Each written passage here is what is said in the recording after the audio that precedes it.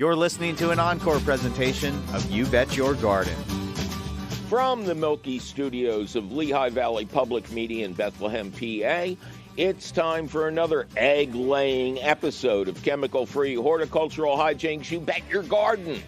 I'm your host, Mike McGrath. Do you grow milkweed to help support the declining population of amazing monarch butterflies? On today's show, we'll explain the other plants you need to grow to create a complete butterfly habitat. And, of course, we'll take lots of your fabulous phone call questions, comments, tips, tricks, suggestions, and mysteriously mundane mollifications. So keep your ears and or eyes right here, cats and kittens, because it's all coming up faster than you having a butterfly way station of your own right after this. Support for You Bet Your Garden is provided by the Espoma Company, offering a complete selection of natural organic plant foods and potting soils. More information about Espoma and the Espoma Natural Gardening Community can be found at espoma.com. Welcome to another brand new episode of You Bet Your Garden from the studios of Lehigh Valley Public Media in Bethlehem, PA.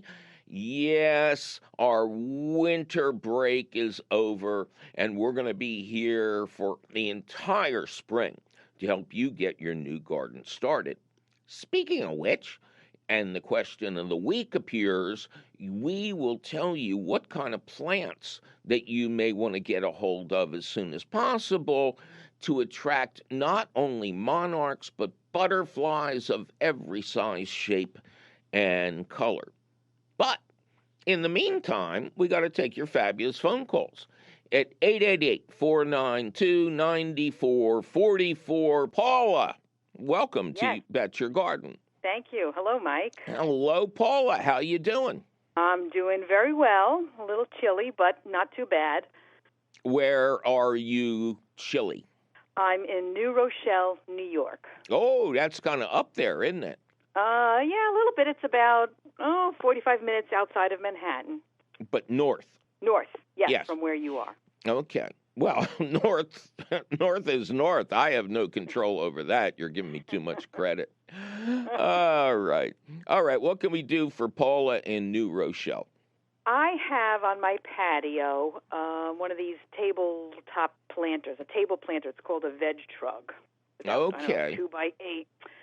I've had it for several years now, and I've had mediocre success with what I plant in there. Mm-hmm. I'll plant something like parsley or some lettuces. I'll get a few sprouts, and then it all kind of just withers and dies away. And it came with one of those fabric liners, and I'm wondering if that's a problem, if it's keeping the roots too wet, or if it's just not a good thing to have in there. Should I take it out and move it all, start all over again with new soil? I don't know what's going on. It should be doing a lot better. Now, as opposed to my raised bed on legs that I have on my patio, which came from Green's Fencing, who are apparently the biggest producer of natural cedar garden beds and composters. Am I correct in that the trug is a V shape? Yes. Yeah, because I've seen them in catalogs, and I'm not quite sure what the shape does, except to provide little root space at the bottom. Right. Now, you say there is a liner inside. Is the bottom of the wood open in any way? The bottom, the V-shaped is made of wooden slats. I mean, they're fairly close together, but there is a little bit of space in between each slat. Okay. But the point of the V is not open. But water can drain out. Yes. Okay. So then this liner of which you speak is simply there to keep your soil from leaving the area. I see nothing wrong with that. Now, what do you what kind of, quote, soil have you used to fill the trug? Well, initially I filled it with an organic potting soil, which is what they recommended. Good. And then over the years, I've just added some organic compost and some worm castings, and that's it. Sometimes I'll freshen it up with a little bit more potting soil, but that's about it. And now, I just can't. You're using bagged compost. Yes. Okay. Yes. Do you know the brand offhand? Coast of Maine. You got all the right ingredients in there. What direction is the trug facing? It gets a lot of morning sun. Good. And then probably around 1 or 2 o'clock, the sun starts to head over my house, and maybe it gets shade. But for the most part, for most of the morning, it's in the sun. Right. Yeah, but with your climate, you could use a little more sun. You know that. Probably, yeah. Probably. When do you plant, and do you plant seeds or install plants? It depends. Usually, if I'm planting just parsley or some lettuces, I'll use seeds. Mm-hmm. And I do that, maybe April, beginning of May. Mm-hmm. And then if nothing really grows fast enough for me, I'll sometimes find some plants of parsley or lettuces and then stick them in there as well. I pick them up at my local farmer's market or something like that. And they don't do well? No, not, sometimes I'll get one really good burst, and then they just kind of get yellow and die. And, okay. I don't... April is much too cold for parsley in your climate. In April, you could seed lettuce directly. But you have to remember that even though the plants love to grow in cold weather, the seeds need a reasonable amount of heat in which to sprout. So I would be watching your nighttime temperatures. And even with lettuce, I would not plant until nighttime temperatures reach the 50s. Okay. For instance, you're planting in April. I'm warmer than you, and I'm planting in like late May, sometimes early June, because I'm a coward. Oh, okay. How do you water? Usually with my hose or a watering can, depending on how dry it is. Mm-hmm. Sometimes I'll mix in some of the liquid fertilizer and from Neptune's Harvest. And, I like that brand very much as well, yeah. Right. And that's basically all I do. I'm a little bit of a lazy gardener. I don't do too much. And we've been fortunate to have enough rain where I don't have to water that often. Right. That's the but best. Whenever it seems dry. Right. Now, whenever it seems dry, I water. Now, what do you mean by seems dry?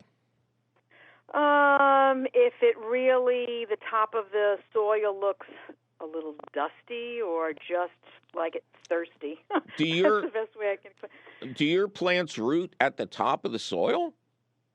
I haven't noticed that. that I was being a smart aleck. Okay. Yeah, the top of the soil, I don't know where that, quote, rule ever got into the gardening business, but it is beyond stupid. What you want to do is, in a given week, make sure that the roots of your plants get wet for at least a day. But then it's critically important to let them dry out as well. So you might be overwatering. It's very easy to get a wooden dowel or a long chopstick or something like that and stick it down into the soil. If when you bring it up, it's wet, it is not yet time to water. Water it. The top of the soil means nothing. Everything happens at the bottom where the roots are. And if the roots are submerged and never get a chance to dry out, they'll rot. Have you done CSI on your dead plants? No, not really. I just yell at them because they're not growing, but I should dig them up. But that's a very good idea. That may be what's happening. If you don't get rain, and I agree with you, most summers you and I will not have to water at all. Right. But get a rain gauge, and if you don't get an inch of water in any given week, then water in the morning slowly. You don't want to spray the plants for 5 minutes and go back inside. That doesn't help. But if you take the nozzle off, just lay the hose in the trug, let it drip, drip, drip, and that should be it for another week. Okay. That sounds like what's going on. That's the only thing I can think of other than just not enough sun. Although, I think you don't get enough sun, but you seem to be doing everything else correctly. So let's get. Well, I may not be watering correctly. I think I'm. Nobody waters correctly. I dump it all on and I walk away. Yeah. So I really should be dripping and doing it in the morning and not that often. Exactly. Okay. That may be the issue. I'm going to give that a try. Okay, great. All right, good luck to you. Thank you very much. Bye-bye. Bye-bye. Two little bugs, little bugs, little bugs, little bugs, little bugs, little bugs. Two little bugs, little bugs, little bugs, little bugs, little bugs, little bugs. Two little bugs, little bugs, little bugs, little bugs, little bugs, little bugs. Two little bugs, little bugs, little bugs, little bugs, little bugs, little bugs.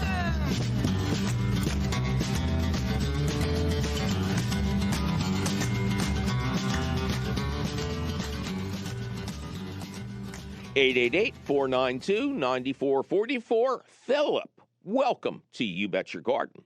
Hey, hello, Mike. How you doing? I'm just Ducky, Phil. How are you? I am Ducky as well. All right. And where is Phil Ducky? I live in northern Illinois, just south of Rockford, Illinois. Okay, very good. Always nice to hear from the heartland. What can we do you for?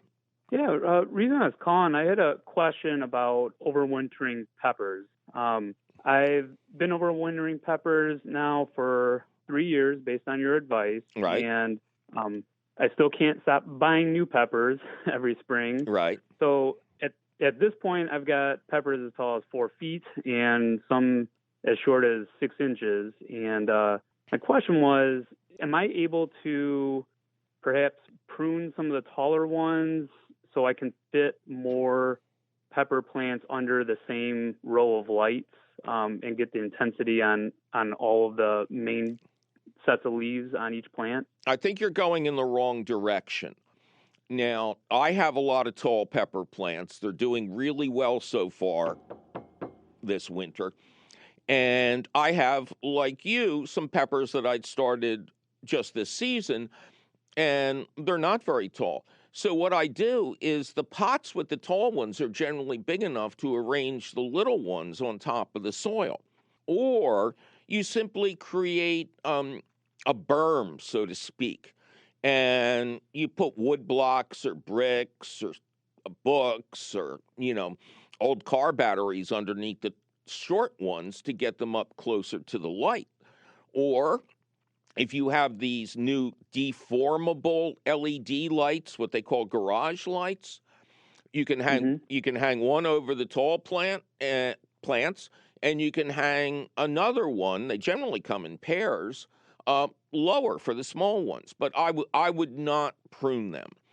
I'm not really in favor of pruning most of the time. And, if you're doing this correctly and you've got good light and it's warm in there, you're getting flowers, right? You're getting peppers. Yeah, I am getting flowers still. They've been inside for well over a month now and still getting some production, which is better than my prior years. Again, if it's warm enough, which means, 60 degrees or over, And if you've got the right lights and these deformable, I don't know why they're calling them that, LEDs, these so-called garage lights, are very inexpensive to buy and to run. This is the first full year I've been experimenting with them, and the peppers are responding beautifully. I've also got basil growing out there, salad greens, which I never did well with over winter inside before. And I really recommend them. And rather than decrease your yield, which is never a good idea, if you have as many as I do, you can be picking ripe peppers every day. Again, as long as the temperature is controlled where they are. And I see no reason to reduce the number of peppers you can have over the winter. If you do this right, I get a fresh ripe pepper every day. Yeah, I can definitely do that too. How do you suspend those garage lights then over your plants? You get what's called a trouble light. That is a long cord with a regular light bulb adapter at the business end. And you can, the deformable lights fit right in there. And then you just use hooks or something to move them up or down to the height that you like. Okay. All right. Yeah, I'll definitely do that. I've been using some of those in other spots in my house just for lighting. So I will definitely look into that. That'd be nice. Yeah. No, it sounds like you're doing great. If you've got, and you have to admit, after 2 or 3 years, the trunks of those peppers look like little trees, right? Yeah, my neighbors asked what kind of trees I had outside this year, and I was like, well, those are my peppers. So yeah, they're doing really well. Well, keep up the good work. You don't sound like you need any help at all. All right, fair enough. I was overthinking it. Thank you so much. Oh, my pleasure. Good luck to you. Bye-bye. Yep, thank you. Have a good day. Bye. Well, it's time for me to take a little break and continue to repeat my warning that interest in gardening has been surging beyond belief, and you need to order plants and seeds now or risk getting shut out. But don't go trolling for your tomatoes just yet, because we'll be right back with a lengthy list of the plants that will transform your yard into a butterfly haven. Plus your fabulous phone calls. I'm your fabulous Mike McGrath from the studios of Lehigh Valley Public Media in Bethlehem, Pennsylvania.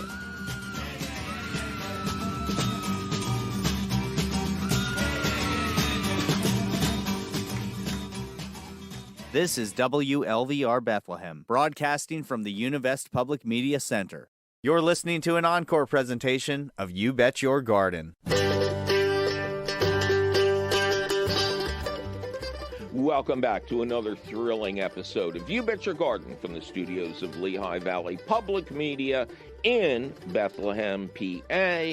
I am your host, Mike McGrath, and coming up later on, we will give you the list of all time to attract butterflies, both with host plants, those are the ones where the caterpillars eat to the ground, and pollen and nectar plants, which are the ones that butterflies eat, use.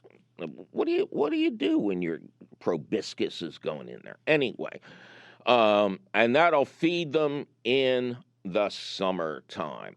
It's especially important with monarchs who got like a 2,000-mile trip in front of them. Okay? But back to your fabulous phone calls right now. Ryan, welcome to You Bet Your Garden. Thanks for having me, Mike. Well, thanks for being had, Ryan. How you doing? I'm doing well. Calling in today with maybe a bit of an interesting story. I think your viewers might find a little bit incredible. So my wife and I run a small farm. We're on 8.5 acres in Chester County, Pennsylvania. Oh, horse country, beautiful soil. Beautiful horse country. That's right. So maybe those two things are connected. It could be. It could very well be. So we jokingly refer to ourselves as the world's most controversial flower farm. Okay. So we Because you only started grow a tomatoes, flower what? No tomatoes, no tomatoes yet. We started essentially last year was our first, year of setting everything up and running irrigation and fencing and doing all of the infrastructure work and starting to put plants in the ground. And then we opened, to the public this past May of 2021. And we live on the property. We live, there's two parcels. So we live on one parcel is our house. The other parcel had a kind of an abandoned barn that was dilapidated. We spent years fixing that up and making improvements to the property. Okay. To pursue this goal, and then kind of had a number of unexpected challenges. There's been a few limited number of people who are just hell-bent on making life as miserable as possible. Oh, you're talking about your local zoning board. So there's been, issues with township and issues with neighbors who kind of have some influence in the township. Yeah, you're doomed. And we're caught in the middle of it, and it's just. So you never applied. You never applied for a business permit or anything like that? So we did, actually. So we had submitted back, before we opened, for a zoning opinion letter to kind of confirm that, hey, we want to have flower sales and workshops on the property as is permitted. We're zoned for agriculture, so we're in the agricultural district of our township. So there's really no better place for something like this. But was the permission granted? It was. So we received a response to that zoning opinion letter saying, yes, you are permitted to host sales and workshops, provided you meet certain criteria. So we worked for a few months to meet those criteria. Right. And I'll give you an example. It was, installing ADA accessible parking. So that, you got to.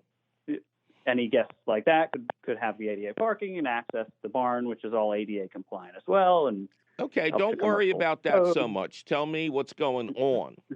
So we had our first sale, which was Mother's Day, so big flower holiday. We're closed for Valentine's Day, but we made Mother's Day count, and there were just kind of disturbances from a few neighbors. One of the neighbors pulled up to our driveway and blocked the entrance to the driveway so that cars couldn't pull in. Oh, that's kind of not so passive aggressive. Not at all. Came onto the property, was asked to leave a number of times, refused to do so, stormed into the building, just making a general scene. And so the zoning officer actually was invited, who's a good guy, and he came out to the property. He was on site that day, and he told our neighbors on video, hey, this is permitted in this district. This is permitted in the agricultural district, and they're allowed to grow and sell whatever they produce on their property. They're allowed to sell it on site. Pennsylvania Right to Farm Act. So you would think that would be the end of it. No. It sounds like toxic neighbors, which is the hardest problem to solve in organic growing. It is. It's the toughest nut to crack, but. So you'd think that would be the end of it, but then 5 days later, after the fact, we get a citation in the mail. So the citation came from the zoning department. And it had never been specified before. I get, they granted you workshops, which I think maybe nobody will object to, but was it specified? Well, they have. But was it specified that you could sell product? It was, yeah. So it was specified that, in accordance with Pennsylvania law, that provided 50% or more of the sales were from grown on-site products. Oh, okay, good. The citation, was there a fine or anything attached? No fine with that citation, other than there's $1,000 to appeal it. And so our appeal is still pending. That's nonsense. They're not allowed to charge you to appeal. Not before a zoning board. No. No, it sounds tremendously unconstitutional, illegal, and morally objectionable to me. Now, this guy's obviously not going to go away. So have you considered getting, and he's really the bad guy here. He's the only one who's really complaining. There are a few that have been kind of riled up. In general, terrific community support. We've had met a ton of our great neighbors in the process, and nobody on the other side has gone to his extreme lengths.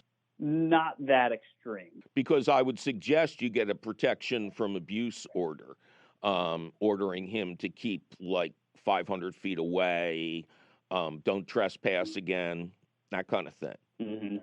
I'm going to suggest, have you considered selling your wares at a farmer's market or a local natural food store instead of, I presume the objection is to the traffic.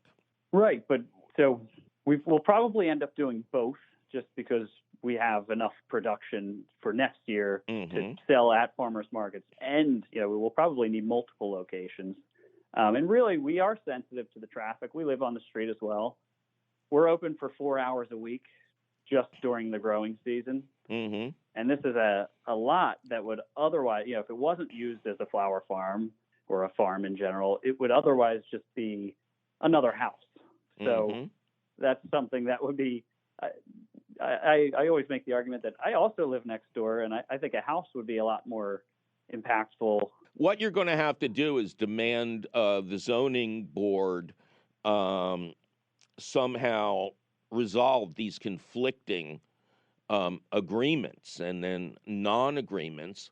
I honestly think the one guy leading the charge here could even wind up being dangerous the way you've described him. So I would get a protection order against him and just keep cultivating the goodwill of the neighbors who like what you're doing. Either circulate a petition that you can then present to the township or have them write individual short letters of support. And it sounds like you're legally in the right. But these things happen. Neighbors think, well, I don't know what these kind of people think. But, perhaps if you could go back in time, you would send out little postcards to everybody saying you were going to open this business. But it doesn't sound like you just rammed into this without permits or anything. So, out in your area, which is very wealthy, you should be able to find a great lawyer who will work without charge. Pro bono on something like this. Somebody who's really into agriculture and organics. And, you should be able to get the zoning board to uphold their original permitting process. But again, always have a plan B. And for me, that would be farmers markets, local natural food stores, perhaps another location that doesn't involve your driveway, that's maybe set up a little business in town, especially if there's any vacant ones. And because the legal process could drag on and on. But you want to, I was going to say confront. I think you really do have to confront the head zoning officer and say, are we still at least allowed to have the workshops? And at the same time, they've said no. Okay. They've said no workshops. They stripped away our ability to do that as well. Okay. All right. Well, are you familiar with NOFA, the Natural Organic Farmers Association? I'm not. Okay. NOFO? A. Association starts with an A, not no. So NOFA, N-O-F-A, National Organic Farmers Association. There is a NOFA PA that has a great week-long series of lectures and things like that. January. No, actually, I think it's in early March. It might be in February. And it's up around the State College area traditionally. So, but I would go to NOFA, PA, and see if they have a consultant on hand who can help you work this out.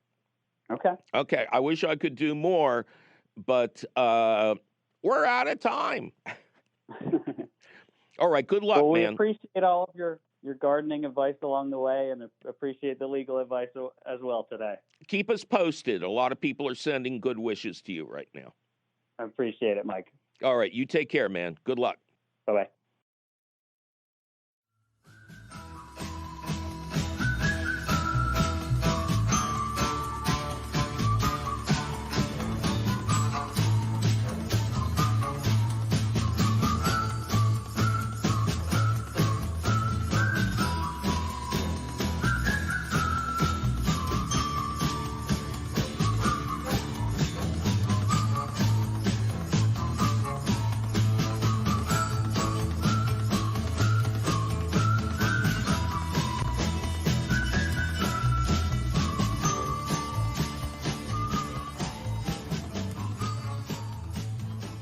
Andy, welcome to You Bet Your Garden. Thank you for having me. I'm in Norman, Oklahoma.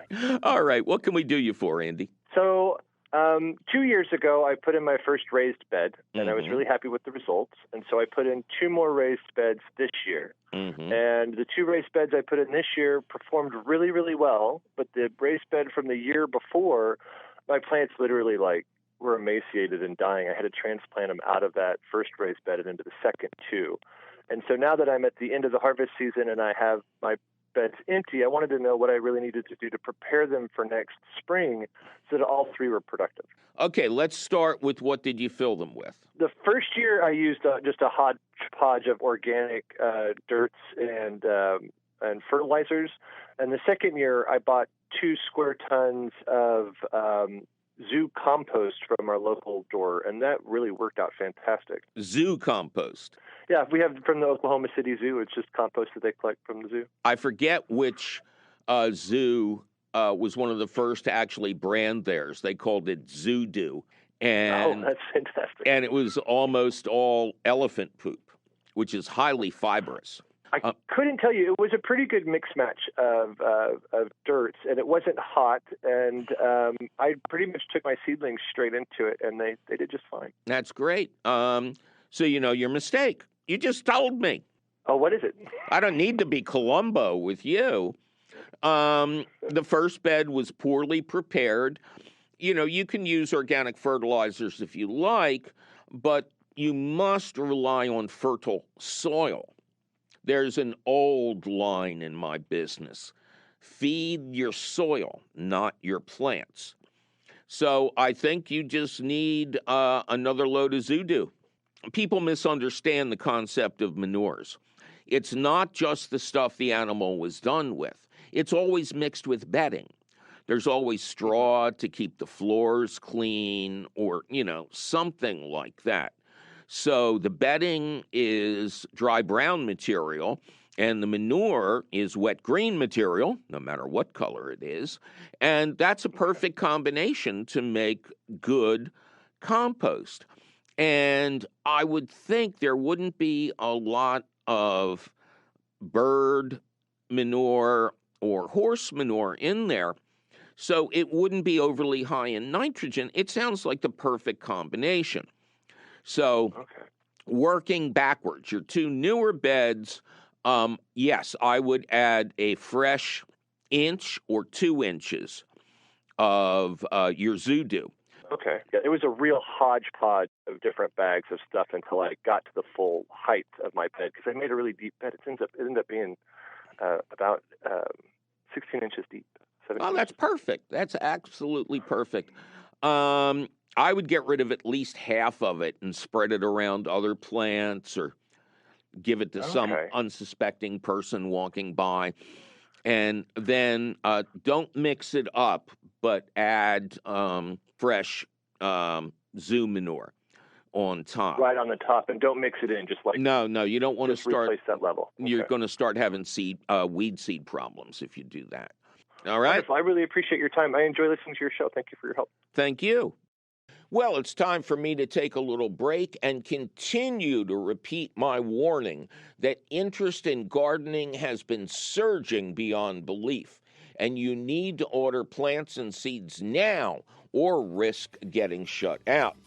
But don't go trolling for your tomatoes just yet, because we'll be right back with a lengthy list of the plants that will transform your yard into a butterfly haven. Plus your fabulous phone calls. I'm your fabulous Mike McGrath from the studios of Lehigh Valley Public Media in Bethlehem, Pennsylvania.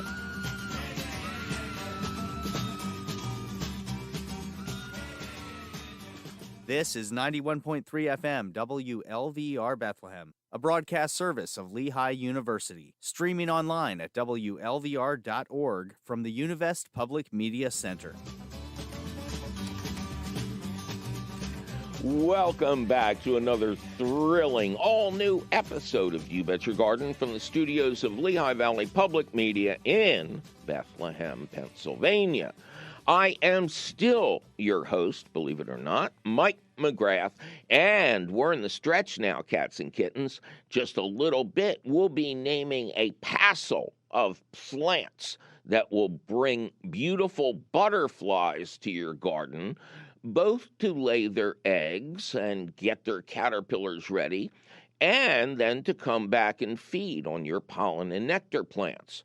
You're going to want to make a list, or look it up later at Gardens Alive. That's up to you. But before that, more of your fabulous phone calls.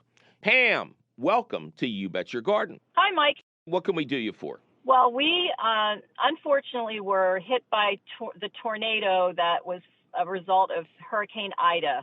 And we had many trees, including black walnuts, which I wasn't too upset about, uprooted. The trees came down, and we cut down a number of dead ash trees.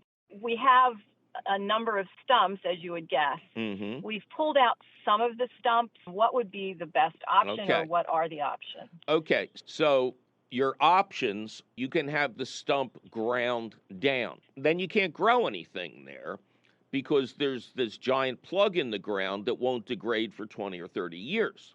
Okay. Or you can have the stump ground down to a comfortable height, cover it with containers of plants that you like to see so that everything is working out together. But grinding is okay if you don't care about something regrowing there. But I always recommend that people consider the stump as a starting place for a nice elevated container garden. Okay. And as far as planting grass seed over where the stump was ground, is that doable, it won't work. Or does it? No, it won't work. Oh, really? Okay. No, only where you actually pulled the stumps out, and they're a bear to get rid of. They are, yeah. Okay? Okay, great. Well, thank you so much, Mike. I really appreciate all your help. As inevitably occurs at this point in the show, it is time for the question of the week. Submitted for your approval, a battleship full of butterfly plants. As you may recall, in our last thrilling episode, we explained that the dreaded milkweed seed bug was not an enemy of monarch butterfly breeding, but instead was an asset. This week, it's a rundown of the best milkweeds and other butterfly plants for your garden, thanks to the legendary Ron Ryle of Pottstown, PA, a member of Monarch Watch, a nationwide group of citizen scientists, official Monarch tagger, and a wonderful example of how you can see these wonders of nature, help care for their young, and fuel them up for their seemingly impossible journey to overwintering sites in Mexico with just an intensive planting in a small backyard. First, the basics. Eastern monarchs spend their summers in the U.S. and Canada and then retreat back to their breeding grounds not far from Mexico City. There, they hibernate together in massive numbers in the trees, often completely camouflaging the entire tree with their famous colors. It is during this time that natives and scientists look for tags that have been attached to a specific spot on one of the butterfly's wings. These small discs reveal who tagged it, the date it was tagged, and the city in which it was tagged. I was honored to actually tag and release a few at Ron's home in Pottstown and can assure you that these butterflies have sturdy wings. During their time in Mexico, the monarchs mate and then begin the journey back north to their feeding grounds. The first group stopping where it's warm down south, the second group waiting till it's just as warm in the mid-Atlantic, and the final show-off group flying all the way up to Canada. Each and every female looking for a milkweed plant on which to deposit her eggs. The eggs hatch quickly, distinctive-looking caterpillars emerge and start chowing down on the milkweed, gaining a little more invulnerability every day from naturally occurring compounds that exist in the milkweed until their colors make it obvious they would be a lousy or maybe even toxic meal. Then they spin a very distinctive and beautiful chrysalis, inside of which they will finish a complete metamorphosis and finally emerge as impressively colored adults. After a couple of hours drying their wings in the sun, they will flutter off, their need for milkweed over. From here on in, they feed on pollen and nectar.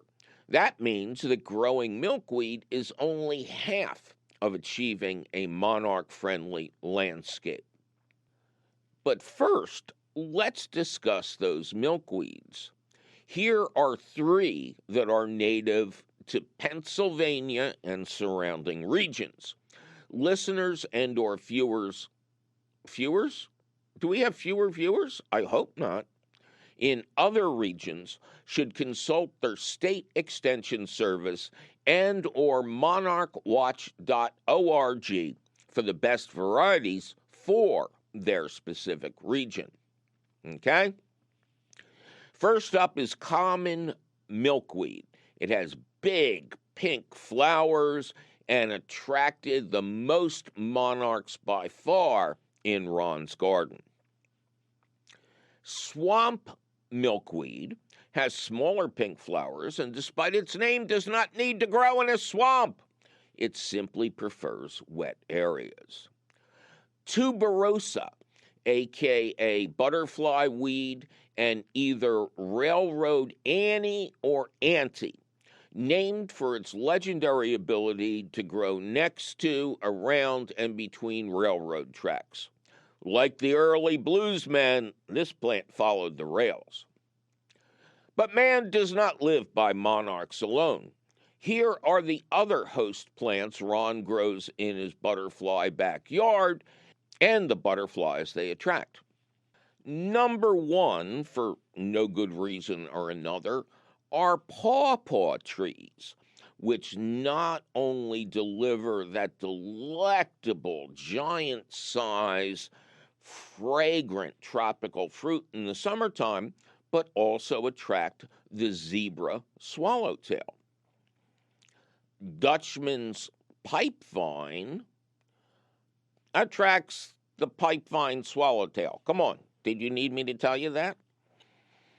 Parsley, an excellent butterfly host plant and feeding plant, attracts the eastern black swallowtail. Hops attracts the eastern butterfly in such quantities that the plant is also known as the hop merchant. Hog peanut, which I really don't think I'd ever heard of before, is a string bean-like vine that attracts the silver-spotted skipper. Fennel, another great plant overall for butterflies and pollinators, attracts the eastern black swallowtail. Field thistle attracts the painted lady. of which we will say no more. Spice bush trees attract the spice book swallowtail. Passion flower attracts the variegated fritillary.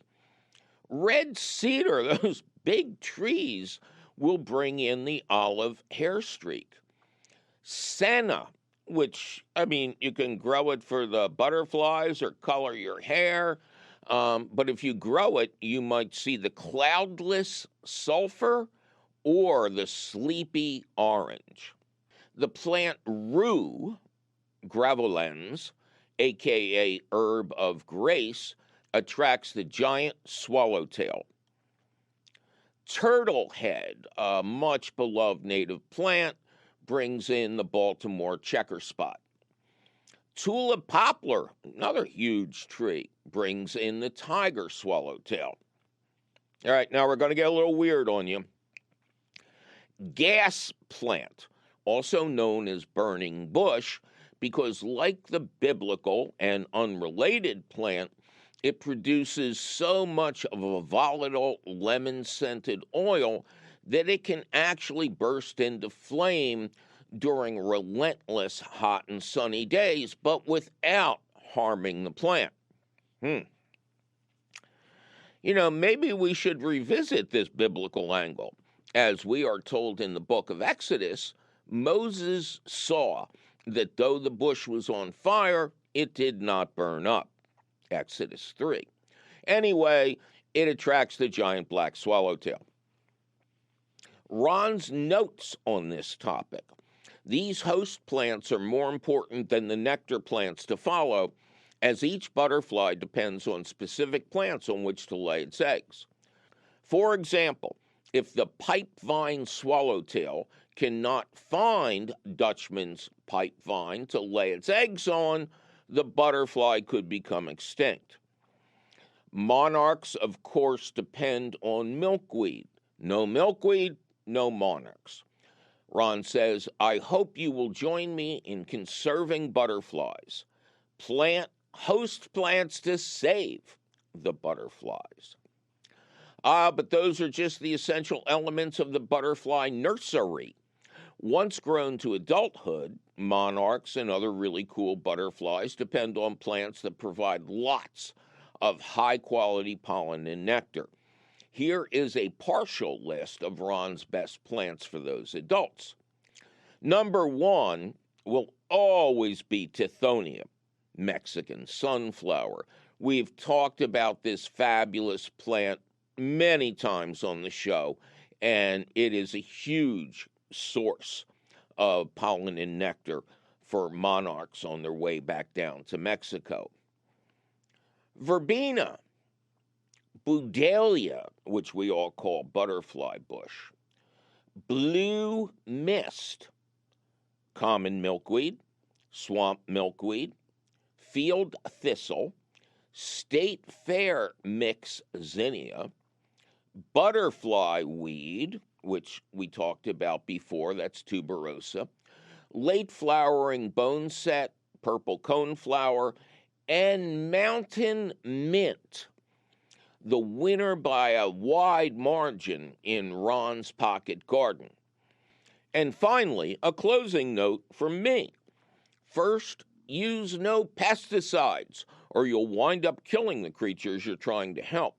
And 2, do not attract birds anywhere near your butterfly habitat.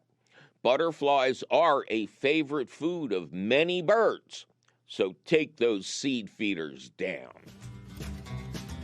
Well, that sure was an exhaustive list of plants that benefit butterflies, now wasn't it? Luckily for you, the question of the week appears in print at the Gardens Alive website. To read it over in detail with links to the legendary monarchwatch.org, just click the link for the question of the week at our website, which is still and will forever be youbetyourgarden.org. Gardens Alive supports the You Bet Your Garden question of the week, and you will always find the latest question of the week at the Gardens Alive website. Yikes, my producer is threatening to maim my mountain mint if I don't get out of this studio. We must be out of time. But you can call us anytime at 888-492-9444 or send us your emails. You're tired, you're poor, you're wretched refuse teeming towards our garden shore at YBYG at WLVT.org. Always please include your location, even if you think we know who you are. We actually have no idea. You'll find all of this contact information at our website, youbetyourgarden.org, where you'll also find the answers to hundreds of your garden questions, audio of this show, video show, and our Sound of Angels podcast. Nice job, guys.